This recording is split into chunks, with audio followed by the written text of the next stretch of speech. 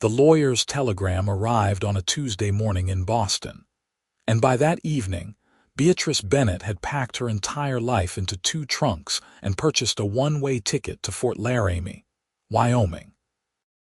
She stood on the platform now, 23 years old and trembling with equal parts grief and determination, clutching the legal documents that declared her the sole heir of Uncle Walter's ranch, 800 acres and 14 cowboys, who came with the land like fixtures in a house. The year was 1882, and the journey west had taken 5 brutal days by rail, each mile pulling her further from everything she had ever known and closer to a future that terrified her more than she cared to admit. The August heat hit her like a physical force when she stepped off the train, dry and relentless, so different from Boston's humid summers. Fort Laramie sprawled before her in shades of brown and gray, a frontier town clinging to civilization by its fingernails. Wooden buildings lined the dusty main street and horses outnumbered people 3 to 1. She smoothed down her black mourning dress, suddenly aware of how absurdly formal she must look, how utterly out of place. "Miss Bennett," a young man approached, hat in hand, his face sunburned and wary. He could not have been more than 19, with sandy hair that stuck out at odd angles beneath where his hat had been. "I'm Tommy Reeves. Mr. Walter, he sent me to town for supplies last week and I heard about. I am real sorry for your loss, madam." Beatrice swallowed the lump in her throat. Uncle Walter had been her only living relative after her parents died of influenza 3 years ago. He had left Boston 40 years ago to make his fortune out west, and she had only met him twice in her entire life. But he had remembered her in his will, had left her everything, and that meant something. It had to mean something. "Thank you, Tommy. I appreciate your kindness." She gestured to her trunks. "Would you help me with these? I assume the ranch is not within walking distance." Tommy's eyes widened slightly, as if he had not actually expected her to come to the ranch. "No, madam. It is about an hour's ride. I have got the wagon over here." He hefted her trunks with surprising ease despite his lean frame, and she followed him to a weather-beaten wagon hitched to 2 sturdy horses. The ride out of town was mostly silent. Beatrice watched the landscape transform from the clustered buildings of Fort Laramie to endless rolling plains dotted with sagebrush and occasional stands of cottonwood trees near creek beds. Mountains rose in the distance, purple-gray against the brilliant blue sky. It was beautiful in a harsh, unforgiving way that made her heart ache. "The boys, they are not expecting you to stay," Tommy finally said, breaking the silence. His voice was apologetic but honest. "No offense meant, Miss Bennett, but this is hard country." Mr. Walter, he was tough as boot leather, spent his whole life building that ranch. Most of the hands figure you will take one look, sell the place, and head back east on the next train. "And what do you think, Tommy?" He glanced at her, surprised by the direct question. I think you look like you got some steel in you, madam. But steel alone does not make a rancher. It takes knowledge, experience, and about 100 other things besides. No shame in admitting when something is beyond you." Beatrice turned his words over in her mind. He was not trying to be cruel, just truthful. She appreciated that more than false encouragement. "I suppose we will see, will we not?" The ranch came into view around a bend in the trail, and Beatrice felt her breath catch. The main house was a sprawling single-story structure built of logs and stone, with a wide porch that wrapped around 3 sides. Behind it stood a massive barn, several outbuildings, and an extensive network of corrals. Cattle dotted the hillsides in the distance, hundreds of them, maybe thousands. The scale of it all was overwhelming. A group of men had gathered near the barn, clearly waiting. 14 pairs of eyes tracked the wagon as Tommy pulled it to a stop in front of the house. 14 weathered faces, some young, some old, all wearing identical expressions of skepticism mixed with curiosity. One man stepped forward from the group, and Beatrice knew immediately that he was someone important. He was tall, probably 30 years old, with dark hair that fell just past his collar and eyes the color of creek water in shadow somewhere between gray and green. His jaw was strong, stubbled with several days' growth, and there was a natural authority in the way he moved. This was a man used to being in charge, Miss Bennett. His voice was deep, measured. "I am Mason Murphy. I was your uncle's foreman. We are all real sorry about Walter. He was a good man, fair boss."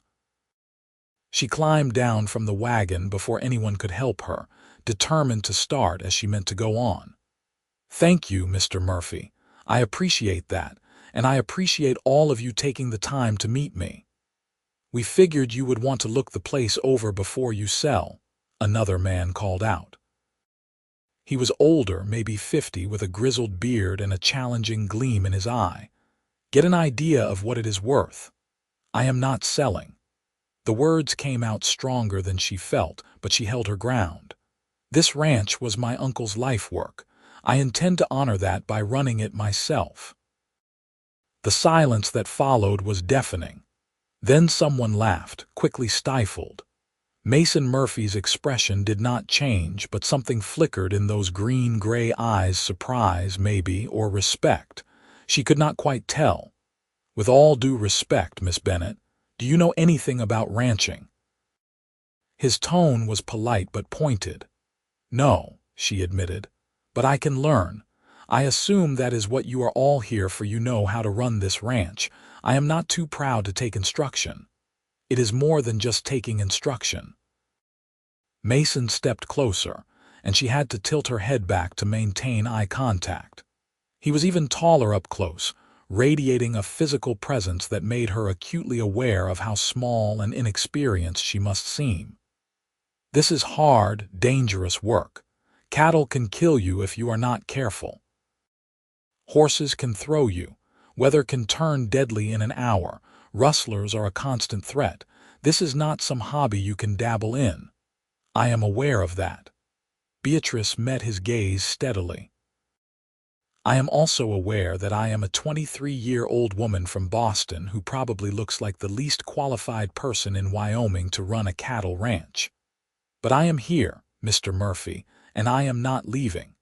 So you can either help me learn, or you can make this difficult for both of us. I would prefer the former, but I will manage either way." Something shifted in his expression then, a crack in the stern facade. The corner of his mouth twitched like he was fighting a smile. "You have got nerve, I will give you that. My uncle must have thought I had more than that, or he would not have left this place to me." Mason studied her for a long moment, then turned to address the gathered men. "All right, boys. Miss Bennett is the owner now, which means we work for her. I expect everyone to treat her with the respect that position deserves. If anyone has a problem with that, collect your wages and ride out now." No one moved. Beatrice felt a small surge of relief. "Good." Mason looked back at her. "Tommy will show you to the house and help get you settled. We have got work to do, but I will come by this evening and we can talk about how things run around here. Sound fair?" "Very fair." "Thank you, Mr. Murphy." "Mason," he corrected. "We are not formal out here. Then you should call me Beatrice." He nodded once, then turned and walked back toward the barn, the other men falling in behind him. Beatrice watched them go, aware that she had just won a very small battle in what would likely be a long war. Tommy appeared at her elbow with her trunks. "That went better than I expected," he said cheerfully. "Come on, I will show you inside." The house was larger than it looked from outside, with a main room that served as living area and dining room, a kitchen that smelled of coffee and wood smoke, and 4 bedrooms branching off a central hallway. Uncle Walter's room was at the end, and Beatrice could not bring herself to enter it yet. Instead, She chose the room next to it, smaller but still spacious, with a window that looked out toward the mountains. Mrs.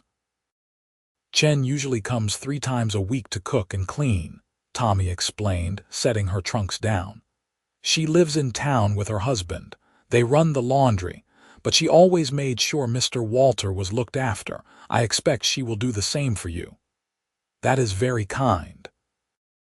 Beatrice opened the first trunk and began pulling out her belongings. Everything she owned looked ridiculous here: fancy dresses, delicate shoes, books about art and poetry. She had one practical skirt and shirtwaist that she wore for housework back in Boston. That would have to suffice until she could figure out what ranchers' wives wore. I will leave you to get settled, Tommy said, backing toward the door. Mason will probably be by around sundown. That is when we usually finish up for the day, unless something goes wrong. Which it often does, he added with a grin. After he left, Beatrice sank onto the bed and let herself feel the full weight of what she had just done. She had uprooted her entire life, traveled 2,000 miles, and claimed ownership of a ranch she knew nothing about. The rational part of her brain screamed that this was insane, that she should take the men's advice and sell while she could still get a good price. But another part of her, the part that had been slowly suffocating in Boston society, felt more alive than she had in years. Her parents had raised her to be a proper lady, skilled in music, art, and conversation, prepared for nothing more challenging than managing a household and raising children. After they died, she had lived with her mother's sister, who had very definite ideas about what a young woman should and should not do. The world had felt smaller every day, full of rules and expectations that chafed like an ill-fitting corset. This was different. This was terrifying and exhilarating and real in a way nothing in Boston had ever been. She had no idea if she could actually make this work, but she was going to try. She owed Uncle Walter that much. She owed herself that much. Beatrice spent the afternoon unpacking and exploring the house. She found Uncle Walter's study, a cluttered room filled with ledgers, maps, and correspondence. She spent an hour poring over the financial records, trying to make sense of the numbers. The ranch seemed to be profitable, but just barely. There were significant expenses: feed, equipment, wages for the 14 men, property taxes, and income came in irregular chunks when cattle were sold. One bad season could wipe them out. The sun was setting when she heard boots on the porch. She smoothed her hair, straightened her skirt, and went to answer the door. Mason stood there, hat in hand, looking slightly uncomfortable. He had cleaned up since that afternoon, shaved and changed into a fresh shirt, though his jeans were still dusty. "Evening, Beatrice. If you are still up for that talk, of course, please come in." She stepped aside and he entered, seeming to fill the entire room with his presence. "Can I offer you coffee? I found some in the kitchen." "That would be good, thank you." She poured 2 cups from the pot that someone, probably Mrs. Chen, had left on the stove, and they settled at the large wooden table in the main room. For a moment, neither of them spoke. "I want to apologize if I came across harsh earlier," Mason finally said. "It was not personal. Walter was like family to me. I have been on this ranch since I was 16 years old. He taught me everything I know. And when he died last month, it hit all of us hard. The boys are worried about what comes next, whether they will still have jobs, whether everything Walter built will just get sold off to the highest bidder." "I understand," Beatrice said quietly. "And I meant what I said. I am not selling. But I need you to understand that I genuinely do not know what I am doing. I was hoping you would be willing to teach me." Mason took a long sip of coffee, studying her over the rim of the cup. "What exactly did you do back in Boston?" "I lived with my aunt. I played piano.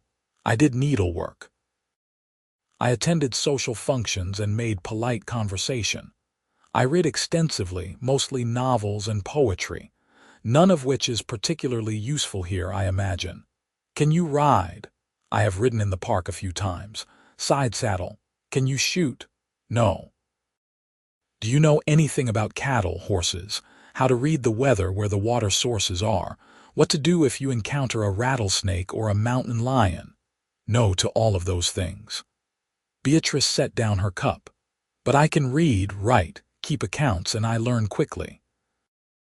I am also stronger than I look, and I am not afraid of hard work. Those have to count for something. Mason was quiet for a long moment. Then he leaned back in his chair, a considering expression on his face. All right, here is what I am thinking. The ranch runs itself pretty well. The men know their jobs. We have got good systems in place. What we need from you is someone to handle the business side, keep the books, deal with buyers, make decisions about when to sell and how many head.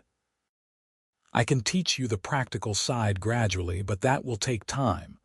Months, maybe years, before you really understand how all the pieces fit together. That sounds reasonable. Beatrice felt a flutter of hope. So you will stay on as foreman, for now. But I want to be straight with you. There are going to be men who will try to cheat you because you are a woman and you are new to this. Buyers who will low-ball you. Suppliers who will overcharge. Neighboring ranchers who will see you as weak. You are going to need to be tougher than you think you can be. I can do that. We will see. He stood, draining the last of his coffee. Be ready at dawn tomorrow. I will take you out and show you the property lines, introduce you to how things work. We're something you can ride in and forget the side saddle. Out here, you ride like everyone else. After he left, Beatrice stood on the porch and watched the stars emerge in the vast Wyoming sky. They were brighter here than they had ever been in Boston. Thousands upon thousands of them, so dense in places that they looked like spilled milk across black velvet. The night air was cool and carried the scent of sagebrush and distant wood smoke. She had no illusions that this would be easy. Mason was right. People would underestimate her, try to take advantage of her inexperience. But she had meant what she said. She could learn, and she would learn. Whatever it took. Dawn came early. Beatrice woke to the sound of roosters crowing and men's voices carrying across the yard. She dressed quickly in her plainest skirt and shirtwaist, laced up her sturdiest boots, and braided her long brown hair. When she stepped outside, the sky was just starting to lighten in the east, painting the clouds pink and gold. Mason was waiting by the barn with 2 horses already saddled. One was a tall bay gelding that he swung onto with easy grace. The other was a smaller sorrel mare with a gentle eye. "This is Copper," he said, gesturing to the mare. "She is steady, not spooky. Good horse for learning on."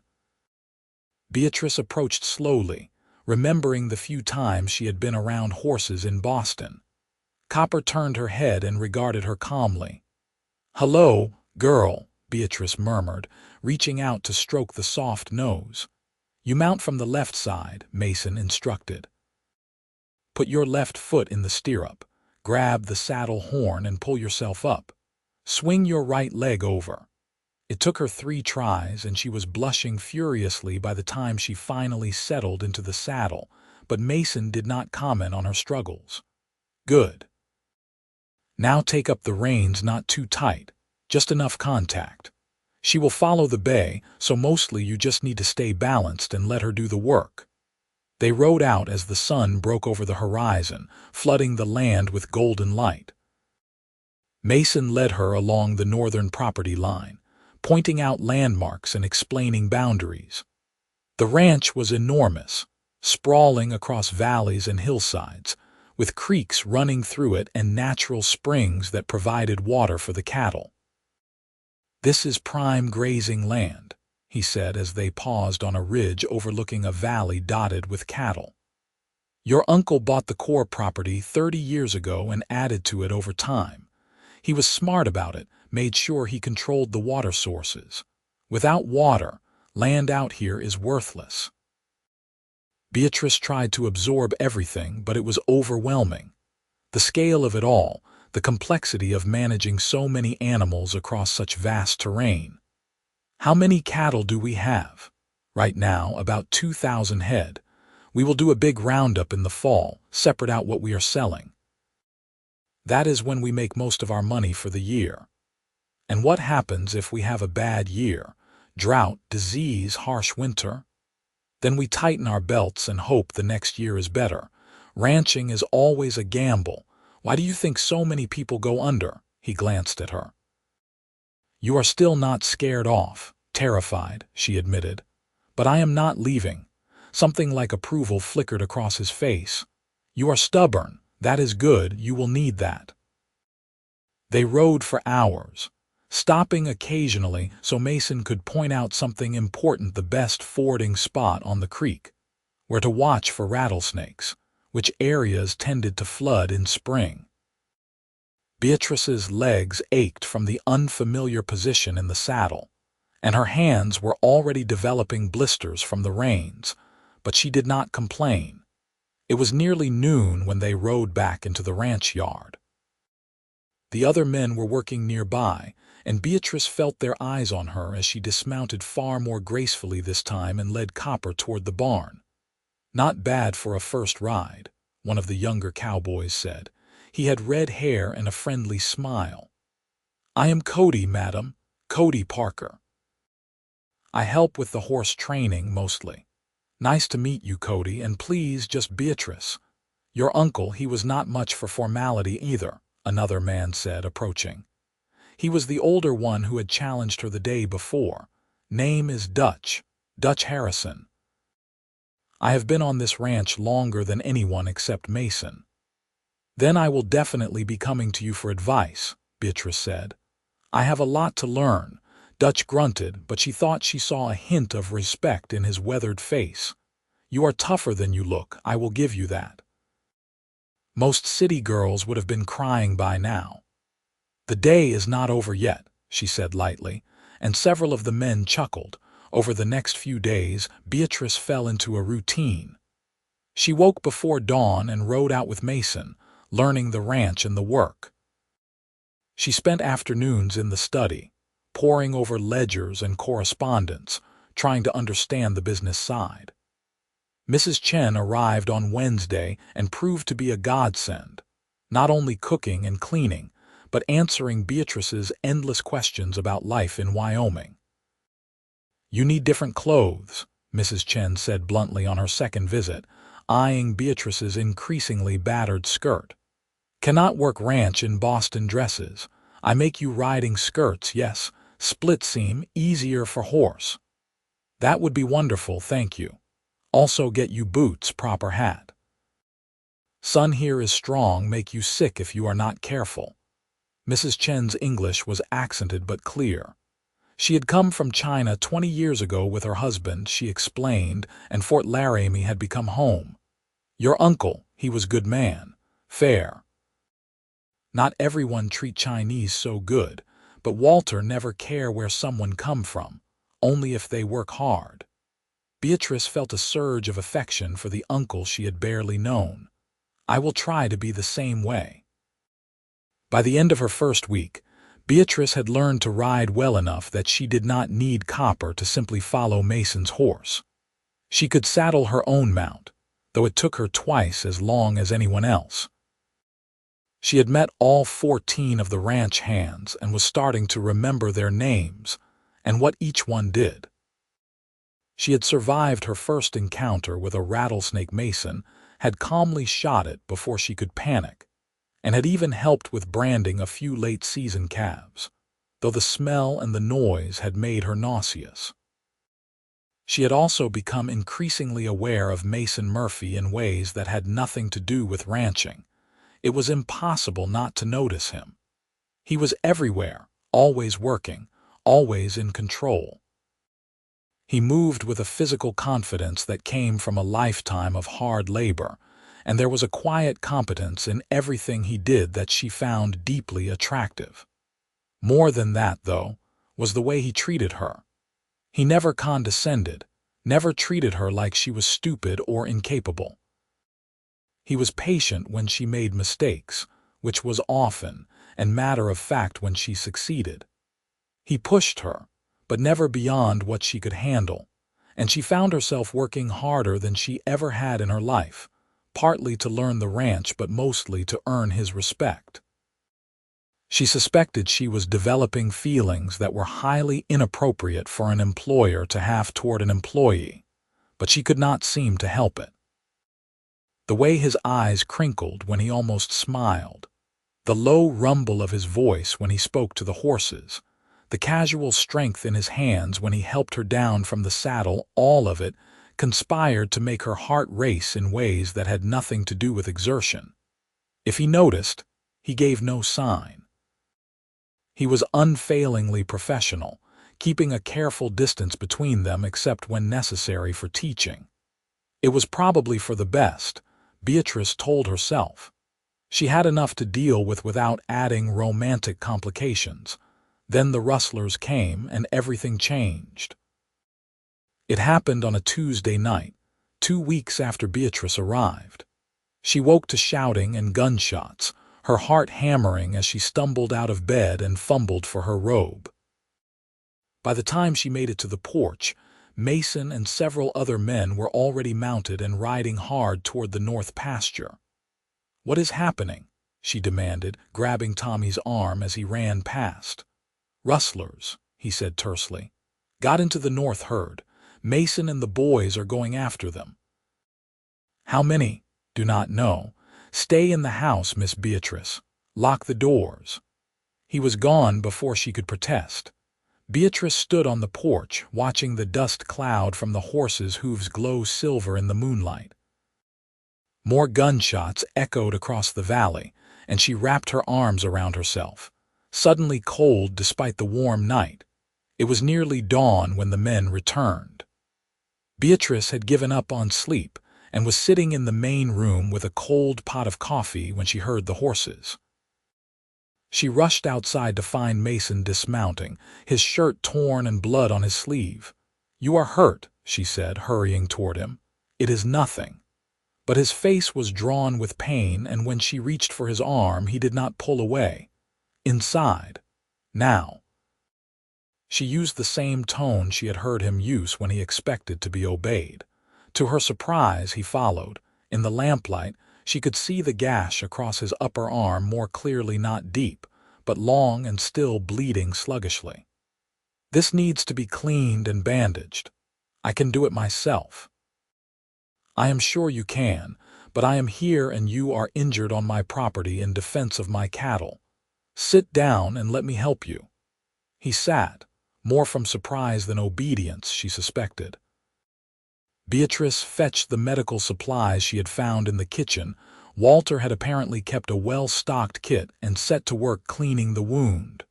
Her hands were steadier than she expected, though her heart was racing. "What happened out there?" she asked, focusing on the task to avoid thinking about how close she was standing to him, how warm his skin felt under her fingers. "We chased them off. Got most of the cattle back, but they made off with maybe 20 head. Could have been worse." He winced as she applied whiskey to the wound. "There were 5 of them. I think I recognized one part of a group that operates out of the Badlands to the north. They have been hitting ranches all summer." "Did anyone else get hurt?" "Few scrapes, nothing serious. We were lucky." Beatrice wrapped a clean bandage around his arm, her fingers brushing against the solid muscle. "There, you should have Mrs. Chen look at it tomorrow, make sure I did it right. You did fine." He caught her hand as she started to pull away, his grip gentle but firm. "Beatrice, you handled this well, staying calm, not panicking. A lot of people would have fallen apart." "I was terrified," she admitted. "When I heard the shots, all I could think was that someone might get killed defending my property. Cattle are not worth dying for. They are worth defending, though. You let rustlers take stock without consequences. They will keep coming back until you have got nothing left."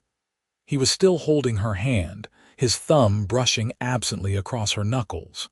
This is part of ranching, the dangerous part I warned you about. I know. She should pull her hand away, step back, maintain proper distance. Instead, she found herself moving closer. Mason, I. The front door burst open and Dutch strode in, talking before he even looked up. Mason, we need to decide about posting guards, and he stopped abruptly, taking in the scene. Sorry, did not mean to interrupt. Mason released her hand and stood, the moment shattered. It is fine. What about guards? They moved into ranch business and Beatrice quietly cleaned up the medical supplies, her hand still tingling where he had held it. She knew Dutch had seen something in that moment, seen the way they had been looking at each other. She wondered what conclusions he was drawing. After the men left, Beatrice sat alone in the growing daylight and forced herself to think clearly. She was attracted to Mason, that much was undeniable. But she was his employer, and he was her foreman, and that created a power imbalance that made any romantic relationship deeply problematic. More than that, she had only been here 2 weeks. She barely knew how to be a rancher, much less how to navigate the complexities of frontier romance. The sensible thing would be to ignore these feelings, focus on learning the ranch, and maintain a professional relationship. That was what a smart, rational woman would do. Beatrice had never been particularly good at doing the sensible thing. Over the following weeks, the rustler attack seemed to galvanize something among the ranch hands. They had defended the property together, and now they looked at Beatrice differently, not as an outsider who would surely fail, but as someone who was genuinely trying to make this work. The atmosphere became warmer, more collaborative. Dutch started teaching her to shoot, setting up targets behind the barn and patiently correcting her stance. Keep both eyes open, focus on the sight, squeeze, do not jerk, he instructed. By the end of the first week, she could hit the target more often than not. Cody showed her how to read horse behavior, how to tell when an animal was sick or injured or just having a bad day. Horses are honest, he said. They will tell you exactly how they are feeling if you know how to listen. Tommy, who turned out to be surprisingly well-read for a cowboy, brought her books about ranching and Wyoming history from town. Thought you might like these, he said shyly, since you mentioned liking to read. Even the quieter hands, men whose names she was just learning, Jake, Sam, Charlie, and the others, made small efforts to include her, answering her questions without impatience, offering tips and advice. And Mason continued to teach her everything else. How to read the weather in the clouds and the wind, how to spot a sick cow in a herd of hundreds, how to negotiate with buyers without getting cheated. They rode out together most mornings, and those hours became the best part of Beatrice's day. Sometimes they talked about the ranch, sometimes about their pasts, his childhood in Missouri, her life in Boston, and sometimes they rode in comfortable silence, just being together in the vast open space. The attraction between them grew stronger, though neither of them acknowledged it directly. But there were moments, hands touching when passing tools, eyes meeting and holding just a fraction too long, the way he steadied her with a hand on her waist when she dismounted. Small things that added up to something significant. It came to a head in September, during preparations for the fall roundup. They were checking fence line in the high pasture, miles from the ranch house, when Beatrice's horse spooked at a snake and bolted. She managed to stay in the saddle, but Copper was panicked, running flat out across the rough terrain. Beatrice heard Mason shouting behind her, heard the thunder of his horse pursuing, but all her focus was on staying mounted and trying to regain control. Copper stumbled on loose rock and Beatrice went flying, hitting the ground hard enough to knock the breath from her lungs. She lay there stunned, staring up at the impossibly blue sky, trying to remember how to breathe. Then Mason was there, kneeling beside her, his face white with fear. "Beatrice." "Beatrice, talk to me. Are you hurt? Can you move?" She managed to drag in a breath, then another. I think I am all right, just had the wind knocked out of me. Do not move yet. Let me check." His hands moved over her carefully, professionally, checking for broken bones. When he was satisfied nothing was seriously damaged, he helped her sit up slowly. "You are sure you are all right?" "Yes, I feel stupid, but I am all right." She looked around. "Where is Copper?" "About 50 yards away, eating grass like nothing happened." "Horses," he said with affectionate exasperation. Then he pulled Beatrice against his chest, holding her tightly. "You scared the hell out of me." She could feel his heart pounding, could feel him trembling slightly. This was more than an employer concerned about an employee, more than a foreman worried about his boss. She pulled back just enough to look up at him, and what she saw in his eyes made her own breath catch. "Mason," she whispered. He cupped her face in his hands, and she thought he was going to say something. But instead he kissed her fierce and desperate and full of all the feelings neither of them had been able to express. Beatrice kissed him back with equal intensity, her hands fisting in his shirt, pulling him closer. When they finally broke apart, both breathing hard, Mason rested his forehead against hers. "I should not have done that. You are my employer. I had no right. I wanted you to," Beatrice interrupted. "I have wanted you to for weeks. This complicates things." "I know."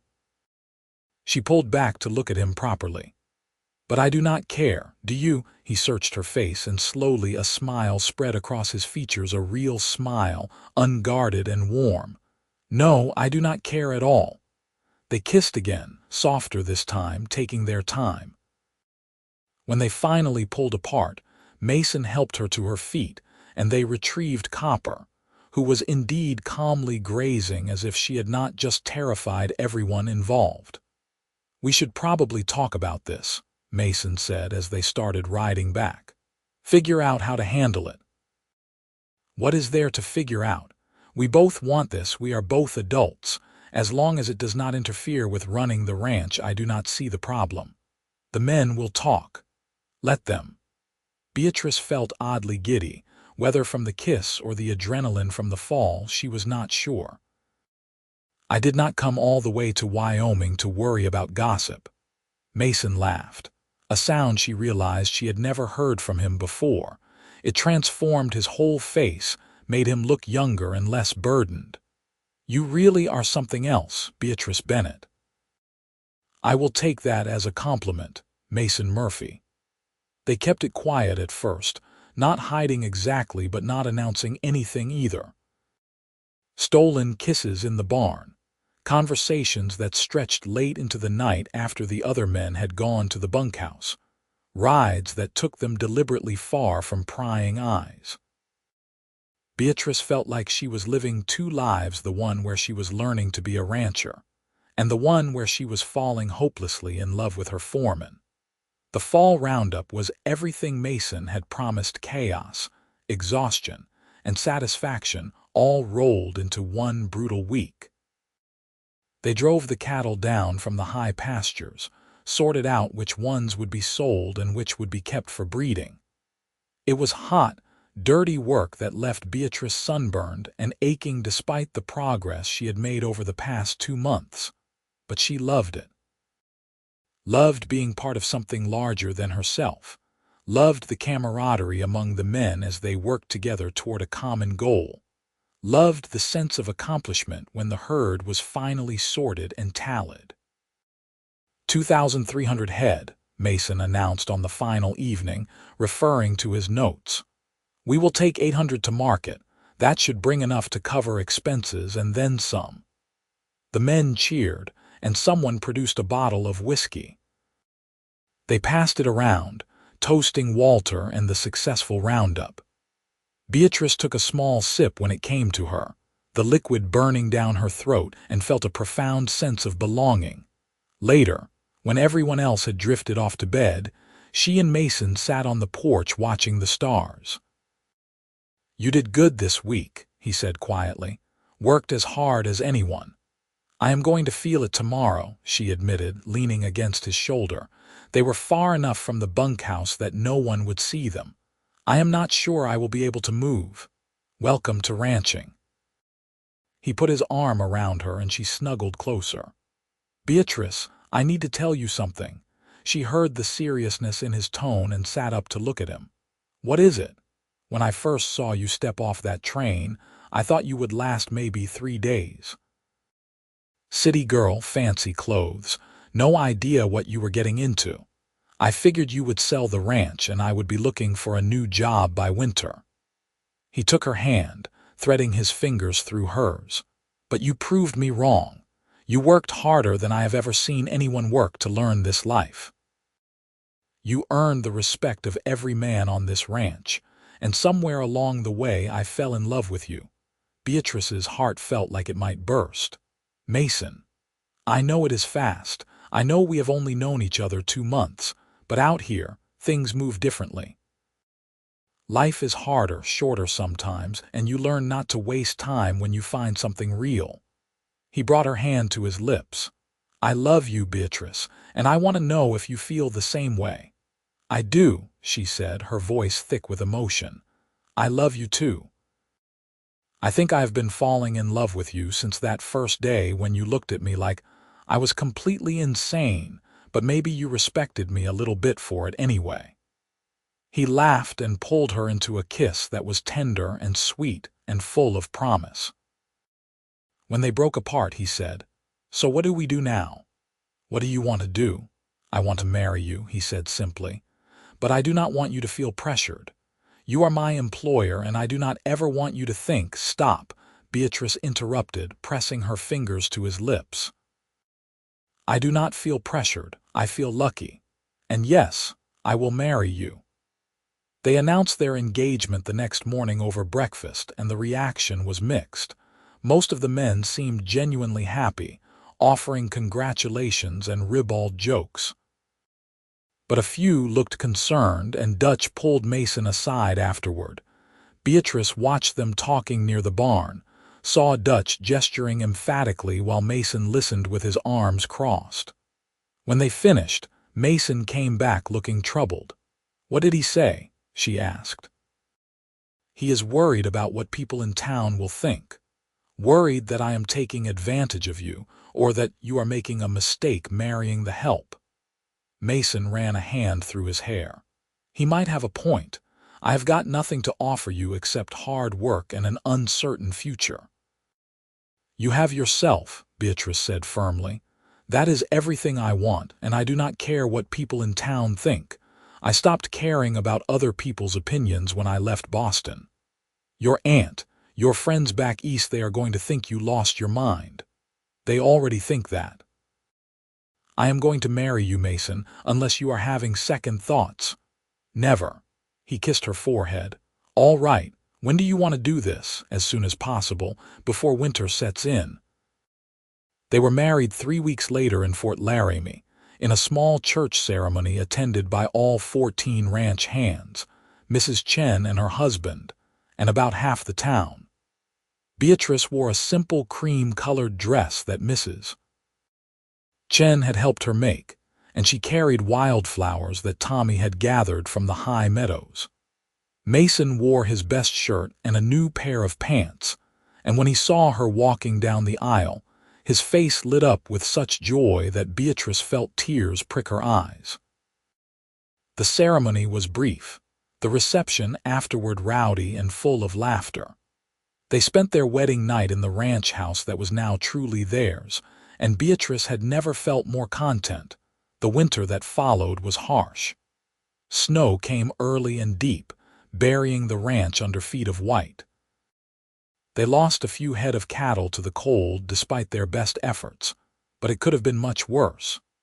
Mason had prepared well, stockpiling feed and making sure the animals had shelter. Beatrice learned new skills that winter: how to keep a fire going all day, how to cook for 15 men when Mrs. Chen could not make it through the snow, how to help with difficult births when the cows started calving early. She and Mason grew even closer, their partnership deepening as they faced challenges together. By the time spring arrived, Beatrice realized she was pregnant. She told Mason one morning in April as they sat watching the sunrise from their porch, "I am going to have a baby." He went very still. Then he turned to her, eyes wide. "You are sure?" "As sure as I can be without seeing a doctor, but yes, I am sure." A grin spread across his face and he pulled her into his arms. "A baby, we are going to have a baby. Are you happy?" she asked, though she could see that he was. "Happy does not even begin to cover it." He kissed her thoroughly. "When? Probably October, maybe November. I am not exactly sure." The pregnancy was not easy. The heat of summer made her nauseous, and she tired more easily than usual.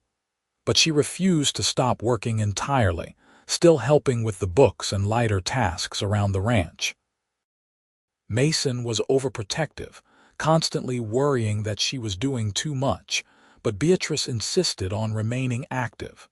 "Women have been having babies since the beginning of time," she told him when he tried to make her rest for the third time in one afternoon. "I am not made of glass. I know. I just worry. I know you do, but you have to trust that I know my own limits." The baby came on a cold night in early November. Mrs. Chen attended the birth, along with the doctor from town, and after 12 hours of hard labor, Beatrice delivered a healthy baby boy with a shock of dark hair and his father's eyes. "He is perfect," Mason breathed, cradling the tiny infant with a gentleness that made Beatrice fall in love with him all over again. "What should we name him?" "I was thinking Walter," she said. "After my uncle, after the man who made all of this possible. Walter Murphy." Mason tested the name. I like it a lot." They called him Wally, and he became the center of their world. The ranch hands treated him like a communal nephew, taking turns making silly faces and carving toys. Even Dutch, the most gruff of them all, could be found rocking the baby to sleep when Beatrice needed a break. The ranch continued to thrive. They hired 2 more men to help with the expanded herd, bringing the total to 16. They added more acreage, bought better breeding stock, and slowly built a reputation for quality cattle. Buyers started coming to them instead of the other way around, and the profit margins improved year over year. By the time Wally was 2, Beatrice was pregnant again. This time it was a girl, born in spring with her mother's brown hair and a stubborn disposition that promised future challenges. They named her Ruth, after Mason's mother. Life fell into a rhythm demanding but satisfying. The children grew, the ranch prospered, and Beatrice and Mason's love deepened with each passing year. They had their disagreements, of course, but they always worked through them, partners in every sense of the word. Tommy eventually got married to a girl from town and built a house on the far edge of the property.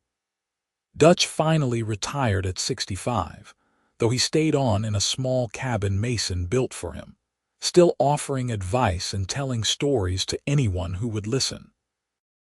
New hands came and went, but the core group remained loyal. When Wally turned 5, he started begging to ride with the men. Mason was reluctant, but Beatrice pointed out that they could not protect him from everything, and he might as well learn ranch work properly. So Wally got his first horse, a gentle pinto that Cody spent weeks training and began learning the family business. Ruth was more interested in the business side, showing an early aptitude for numbers. By age 7, she was helping her mother with the ledgers, her tongue caught between her teeth in concentration as she carefully wrote out figures.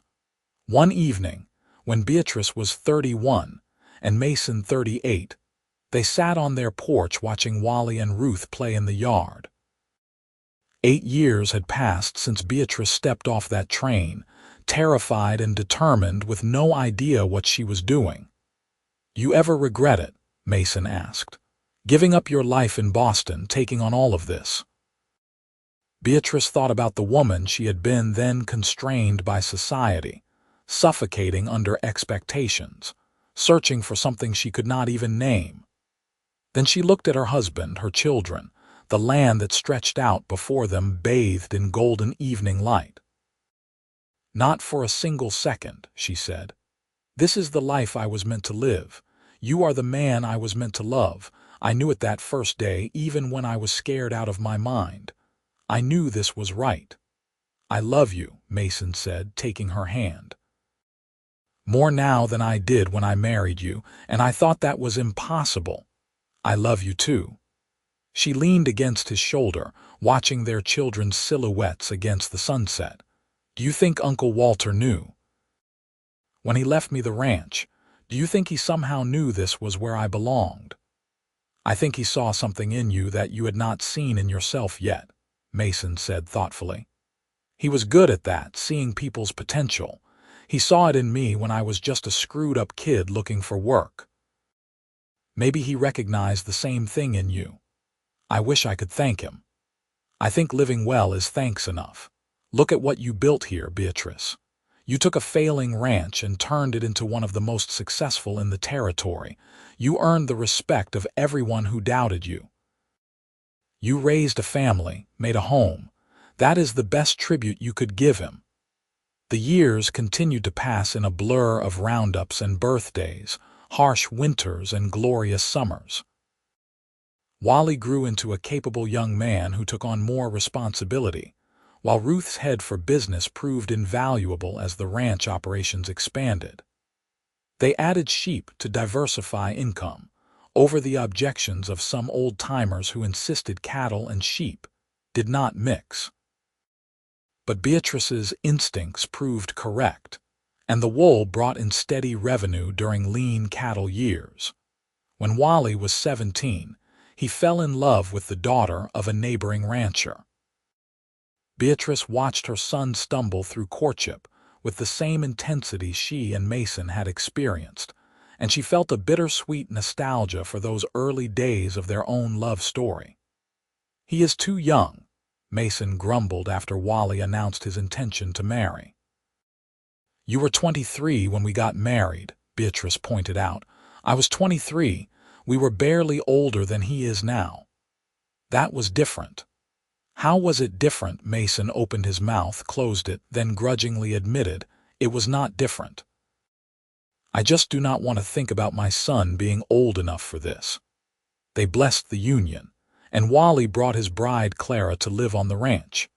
Mason built them a house near Tommy's place, and gradually the property began to feel less like a business and more like a true family compound. Ruth, meanwhile, showed no interest in marriage. She was perfectly content managing the books and negotiating deals, proving to be as shrewd a businesswoman as her mother. "I will settle down when I am ready," she told Beatrice when pressed. "But right now, I am exactly where I want to be." Beatrice understood completely. She saw so much of her younger self in Ruth, that same hunger for purpose beyond what society deemed appropriate, that same determination to prove herself in a world that underestimated women. On their 20th wedding anniversary, Mason surprised Beatrice with a trip. They left the ranch in Wally's capable hands and took the train to San Francisco, spending 2 weeks exploring the city like newlyweds. They ate at restaurants, attended the theater, and walked along the ocean shore. It was wonderful, but Beatrice found herself homesick for Wyoming's open spaces.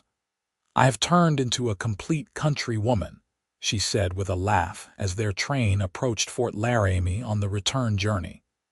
20 years ago, I would have killed to live in a city like San Francisco.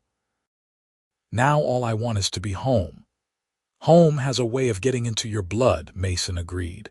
He looked older now, his hair shot through with silver, lines deepening around his eyes. But to Beatrice, he was as handsome as the day she met him. "I am glad we went, but I am glad to be going back too." The ranch was thriving when they returned. Wally and Clara announced they were expecting their first child, making Beatrice and Mason grandparents-to-be. Mrs. Chen, now in her 70s, still came to help occasionally, though her daughter had taken over most of the cooking and cleaning duties. The baby arrived in spring, a boy they named Mason, after his grandfather.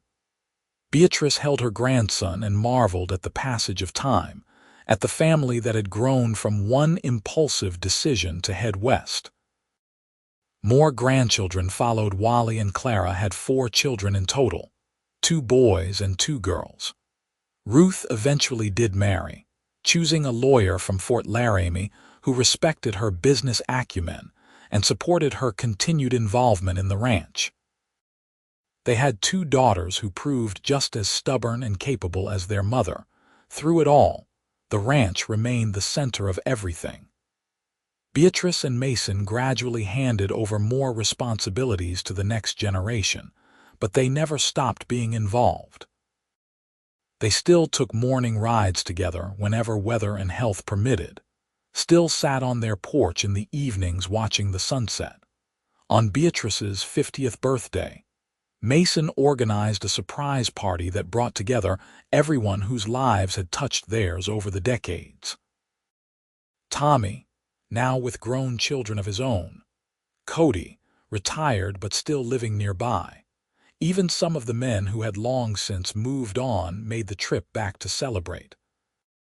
"I cannot believe you all did this," Beatrice said, looking around at the crowd gathered in the barn which had been decorated with ribbons and wildflowers. "This is too much." "Nothing is too much for you," Dutch said. He was 80 now, still sharp as ever despite his age. "You are the best boss I ever had, and I have worked for a lot of them over the years. You earned every bit of this." "Hear, hear," someone called, and others took up the cheer. Mason stood and raised his glass. "To my wife, who arrived in Wyoming 27 years ago with nothing but determination and a legal document, who was given 800 acres and 14 cowboys, not one of whom thought she would last a week, who proved every single one of us wrong and built something remarkable. To Beatrice." "To Beatrice," the crowd echoed. She stood, tears streaming down her face, and looked around at all these people whose lives had woven together with hers to create something beautiful. "When I came here, I thought I was doing it for my uncle to honor his memory. But really, I was doing it for myself. I just did not know it yet. I was looking for a place to belong, for a purpose, for love, and I found all of that and more. So thank you, all of you, for being part of this journey, for taking a chance on a city girl who did not know the first thing about ranching, for becoming family." The party lasted well into the night, full of stories and laughter and music. Beatrice danced with Mason, with her son, with each of her grandchildren. She felt more alive, more present, more herself than she ever had. Later, alone with Mason under the stars, she said, "Do you remember what you said to me? That night after the rustlers, when you told me you loved me?" "I said a lot of things that night." "You said that out here, life is harder and shorter sometimes, so you learn not to waste time when you find something real." She took his hand. "That was the wisest thing anyone ever said to me. We have not wasted a single moment, have we?" "Not one," Mason agreed. "And we are not done yet. We have got a lot more living to do." And they did. Years more of grandchildren and great-grandchildren, of watching the ranch grow and change with the times. They saw Wyoming achieve statehood, saw automobiles replace horses on the roads, saw the world transform in ways they never could have imagined. Through it all, the ranch remained a testament to what one determined woman and the man who loved her could build together. When people asked how she did it, how she survived when everyone expected her to fail, Beatrice always gave the same answer. "I found my home," she would say simply. "And once you find that, once you know where you belong, nothing can shake you." Mason would add, with the slight smile that still made her heart flutter even after decades of marriage, "And she had good help." "The best help," Beatrice would agree, taking his hand. "The very best." On their 40th wedding anniversary, the whole family gathered at the ranch for a celebration. There were dozens of them now, children and grandchildren and great-grandchildren, spreading out across the property like a living family tree. They roasted a whole steer, and there was dancing and music and stories that stretched on for hours. Beatrice watched it all from the porch where she had spent so many evenings, where she had first kissed Mason, where they had made plans and dreamed dreams and built a life together. She was 63 now, her hair silver, her hands weathered from decades of work. But she felt rich beyond measure. Mason appeared beside her with 2 glasses of whiskey. "Thought you might want this. You know me so well." She accepted the glass and sipped, letting the familiar burn warm her throat. "It is a good gathering." "It is." He put his arm around her, and she leaned into him automatically, their bodies fitting together as perfectly as they always had. "Do you ever think about how different your life would have been if you had sold the ranch that first week?" "Sometimes," she admitted. "I probably would have gone back to Boston, lived with Aunt Margaret until she found someone suitable for me to marry. I would have been comfortable, respectable, and absolutely miserable. My life would have been different too.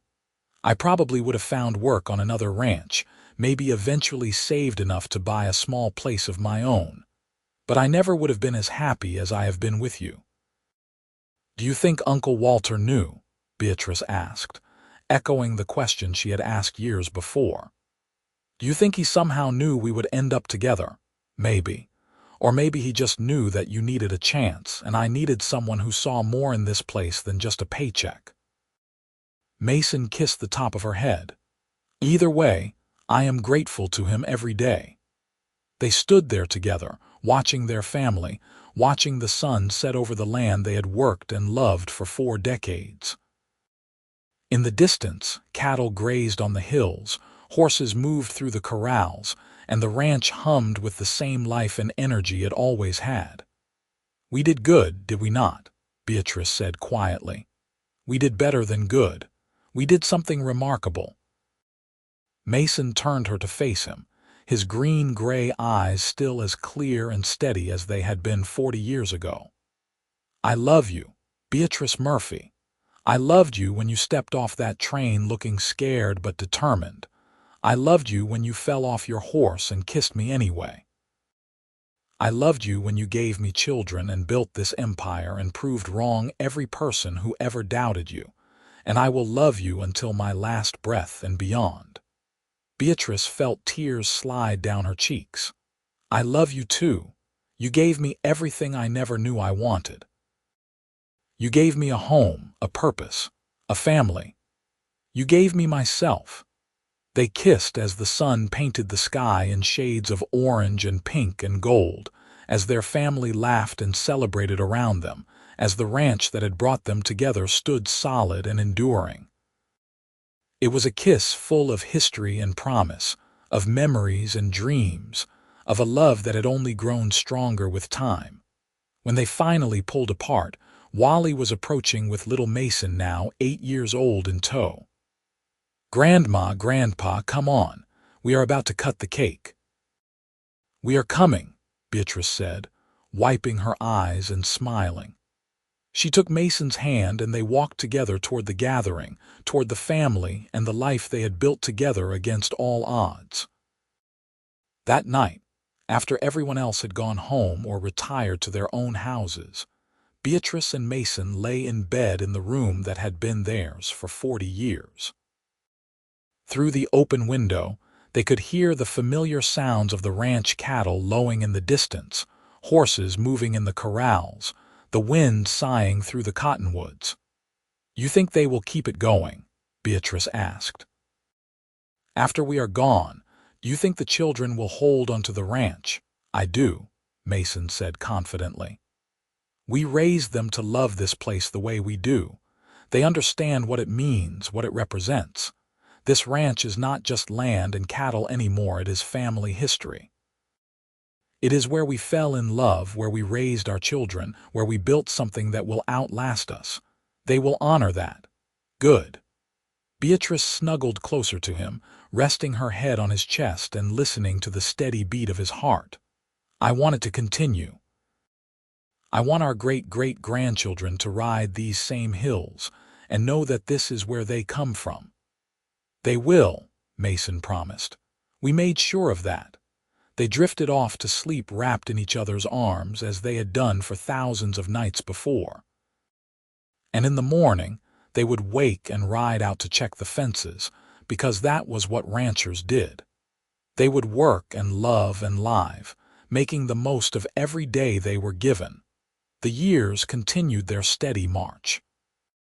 Beatrice and Mason aged gracefully together, their love as constant as the mountains that ringed their property.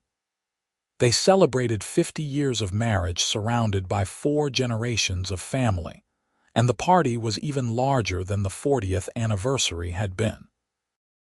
I cannot believe we have been married half a century, Beatrice said, looking at the crowd. It feels like yesterday that I was stepping off that train, terrified out of my mind. Time moves differently when you are happy, Mason observed. He was 73 now, moving a bit slower but still sharp and capable. The years just slipped by. I do not regret a single one of them. Neither do I. They lived into their 80s, still on the ranch, still together. When Mason's health began to fail, Beatrice cared for him with the same determination she had brought to everything else in her life. And when he finally passed peacefully in his sleep at 87, with Beatrice holding his hand, it felt like the end of an era. The funeral brought people from all over Wyoming. Former ranch hands, business associates, neighbors, and friends, all coming to pay their respects to a man who had been respected throughout the territory. But it was Beatrice's eulogy that people remembered. Mason Murphy was the best man I ever knew, she said, her voice strong despite her grief. He was kind and patient and strong. He taught me everything I know about ranching, about this land, about life itself. When I came here 57 years ago, he could have made things difficult for me. Instead, he chose to help me, to teach me, and eventually to love me. I am who I am because of him, and this ranch is what it is because of his vision and his hard work. He gave me 54 years of marriage, 3 children, more grandchildren and great-grandchildren than I can count, and a life beyond anything I could have imagined. I will miss him every day for the rest of my life. But I will also celebrate him, because he lived fully and loved completely, and that is all any of us can ask for. After the funeral, the family gathered at the ranch house. Wally and Ruth both tried to convince Beatrice to move to town, or at least to come live with one of them, but she refused. "This is my home," she said firmly. "I am not leaving it.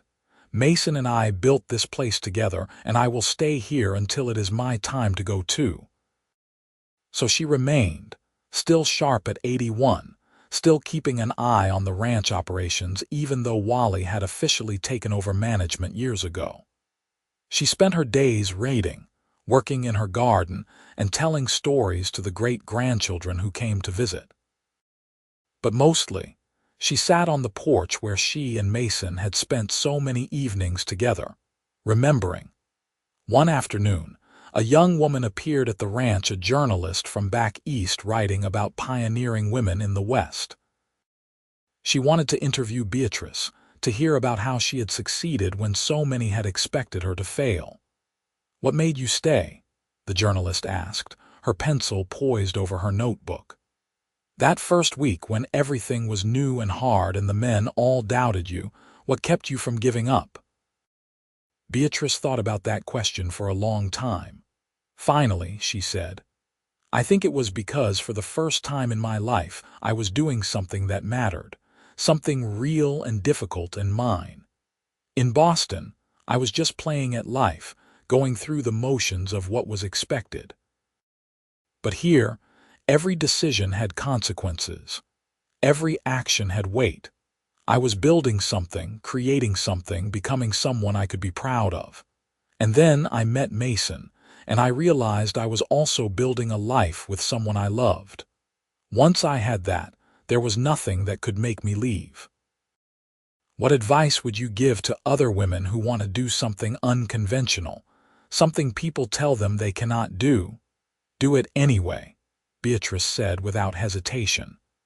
The world is full of people who will tell you that you are not strong enough, smart enough, capable enough. But most of the time they are wrong. You are more resilient than you think. You can learn skills you never imagined having. You can become someone you never knew you could be. But you have to be willing to try, to fail, to get back up and try again. And you have to find people who believe in you, who will support you even when things are hard. Mason believed in me before I believed in myself. That made all the difference. The journalist's article appeared in several Eastern newspapers, and for a few weeks, Beatrice received letters from women thanking her for her story, telling her it had inspired them to take chances they had been afraid to take. She answered every single one, encouraging them to be brave, to trust themselves, to reach for what they wanted. Beatrice lived another 4 years after Mason died, staying active and engaged until the very end. She was 85 when she passed away in her sleep, peacefully, in the house she had made home. The funeral was even larger than Mason's had been, a testament to the impact she had made on everyone who knew her. They buried her next to Mason on a hill overlooking the ranch with a simple stone that read, Beatrice Bennett Murphy, 1859–1944. She came west with nothing but courage and built an empire, beloved wife, mother, grandmother, and friend. The ranch continued under Wally's management, then passed to his children, and then to theirs.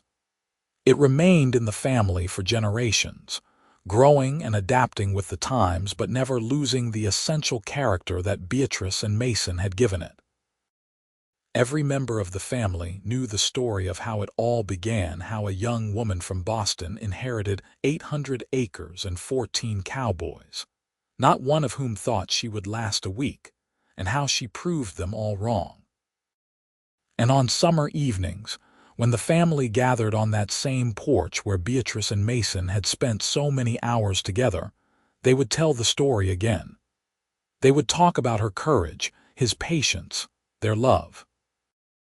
They would remember how two people from different worlds found each other in the middle of nowhere and built something that lasted long after they were gone.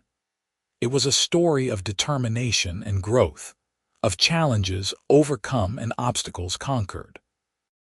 But mostly, it was a love story, the kind that only happens once in a lifetime, the kind that changes everything, the kind that echoes down through generations.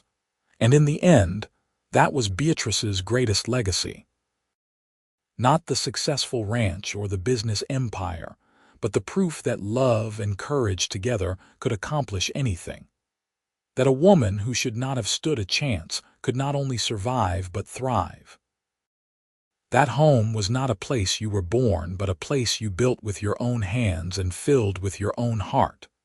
The ranch still stands today, now over 160 years after Uncle Walter first claimed the land. It has weathered droughts and floods, economic depressions and world wars, changing times and changing technologies. But through it all, it has endured, a testament to what Beatrice and Mason built together. And sometimes, on quiet evenings when the wind moves through the cottonwoods and the setting sun paints the hills in gold, people say you can still feel them there, the determined young woman from Boston and the patient foreman who taught her everything. Still together, still watching over the land they loved, still proof that the most unlikely love stories can have the most beautiful endings.